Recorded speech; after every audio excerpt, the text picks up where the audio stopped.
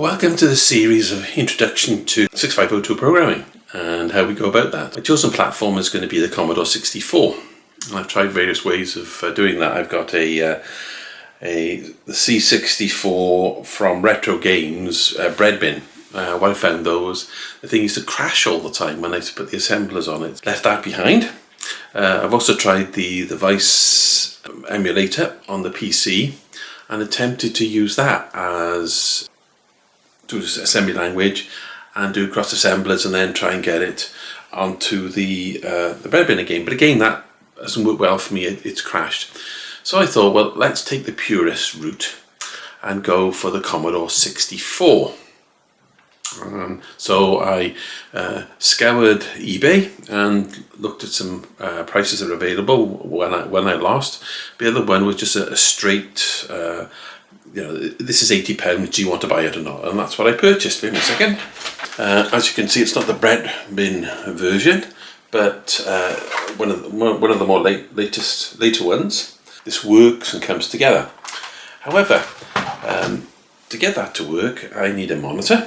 And don't have a old television, so I need to get this talking to my Dell 27-inch monitor here, which I've been told requires something like an S video lead, which comes out of the back of the Commodore 64, which is the video option, which then goes into a HDMI upscaler, which then enables me to connect to HDMI.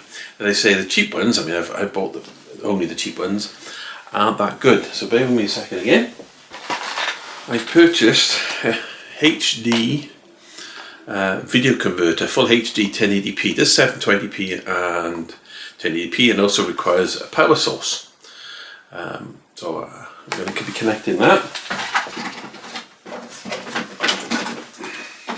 And I say that is used by these right and left audio with a video out source. So I've been told the picture's not going to be fantastic, but there you go. That's not too bad. I can cope with that.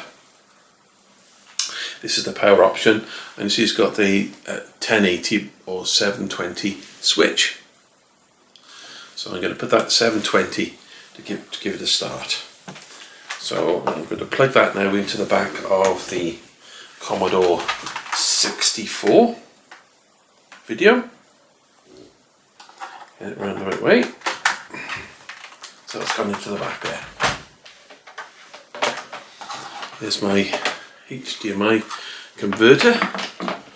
Plug in the HDMI cable into there. Right, and of course I'm going to give it some power. Right, there's no on-off switch and there's no indicator to say that it's turned on, but there you go. It's a mess of cables, but there you go. That's how it works. My monitor, switching on now. Now, the next thing I've been told is that power supplies can seriously do damage to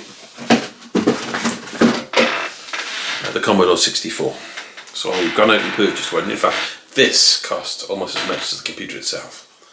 I think it was £75 or something like that, including delivery. And you can see it's got, I bought one with, because there wasn't any difference in price, that if one day if I get a proper Commodore disk drive, I can connect that in as well as the computer itself. So let's plug that one in. Let's see what happens.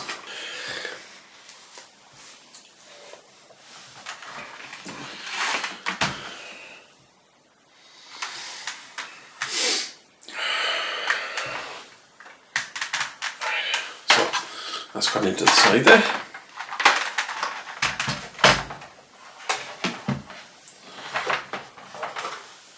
At the moment I'll just move the camera so you can see the screen. And as it says, no signal. So let's turn it on and let's see what happens, shall we? Oh, right, there we go. And the signal's not too bad. I can't say it's the greatest.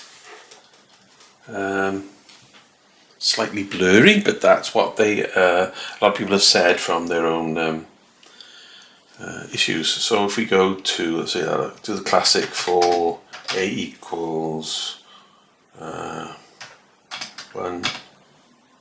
2, 2048, colon, print, hello, oops, I'm forgetting, I'm not using that sort of keyboard, hello, space, semicolon, colon, type next, see what happens. There we go. Oh, that looks quite well. I'm quite pleased with that. The Commodore itself is a bit grubby and needs a good deep clean, which I'll get round to. But all that seems to work, and I'm quite pleased with that, which means I can start programming in 6502 assembler, in theory. The other thing I've purchased is this pretend disk drive,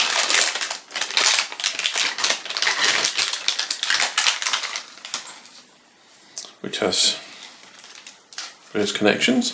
As you can see, it's like that. It uses an SD card, which you plug in, and it pretends, some lights on the top, to be a disk drive. So if I turn the computer off,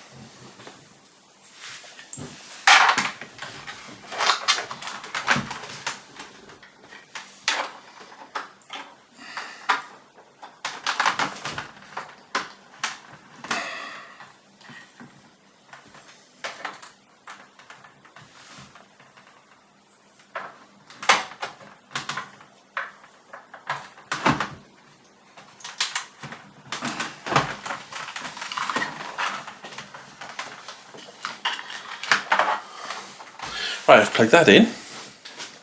Plugged it in both the serial connection and to the cassette port, because I believe that gives a voltage output. So let's see if I turn it on now, see what everything else happens. Just thinking about it, comes up with that, yeah. There's no lights actually on this device itself. Perhaps it needs a SD card put in, which hasn't been formatted or anything. I haven't looked at this thing yet, so I don't know. Oh, disk drive, we should say. That comes out with syntax there, that's it, right. Okay, not to worry.